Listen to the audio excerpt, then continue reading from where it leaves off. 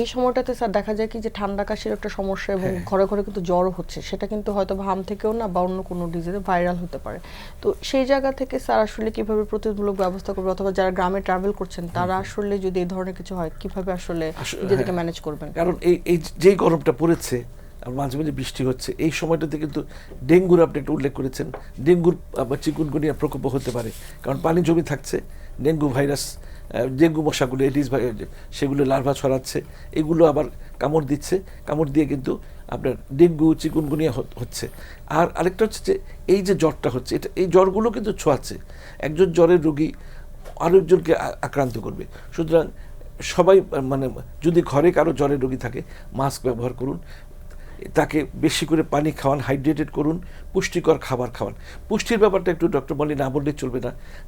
যেসব শিশু খুব মানে অপুষ্টিতে ভোগে তারাই কিন্তু হামের বা অন্যান্য কন্টাজিয়াস ডিজিজের জটিলতা ইমিউনিটি স্ট্যাটাসটা বাড়াতে হবে। সুতরাং এই যে মানে যাদের মানে জ্বর হচ্ছে, জ্বর হয়েছে বা সামনে ঈদের আগে জ্বর হবে, তাদের উচিত হবে না ভ্রমণ করার। কারণ এই জ্বরটা তারা সবার মধ্যে ছড়িয়ে ফেলবে। কারণ সবাই ছড়িয়ে ফেললে হবে কি, সেই জ্বরের রোগী কিন্তু ঈদের আনন্দটা উপভোগ করতে পারবে না। সুতরাং আমি বলবো যে স্কুল তো বন্ধ হয়ে গেছে, বেশিরভাগ স্কুলে ছুটি হয়ে গেছে গতকাল থেকে। মানে শিশুকে বা যারা বয়স্ক, যারা জ্বরে বা বিভিন্ন কন্টাজিয়াস সংক্রমক জ্বরে বা ব্যাধিতে আক্রান্ত হয়েছে, তাদেরকে নিজেদেরকে বা অভিভাবকদের উচিত হবে তাদেরকে নিয়ন্ত্রণে রাখা, তাদেরকে আইসোলেট করে রাখা, তাদেরকে একটা আলাদা ঘরে রাখা, যাতে করে এই ভাইরাস, কারণ এই গরমে সব ধরনের ভাইরাস, রেসপিরেটরি সিনসিরিয়াল ভাইরাস বলুন, এডিনো ভাইরাস বলুন, রোটা ভাইরাস বলুন, সবগুলি ভাইরাস খুবই উত্তেজিত হয়ে যায়।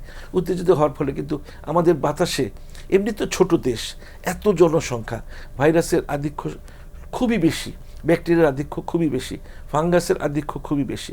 সুতরাং আমাদেরকে সতর্ক এবং সচেতনভাবে চলতে হবে, যাতে সামনের ঈদটি, আমরা এখন ঈদকেই গুরুত্ব দিব, যেহেতু সামনে আমাদের একটা বড় অনুষ্ঠান, বড় আয়োজনের সময় ঘনিয়ে আসছে।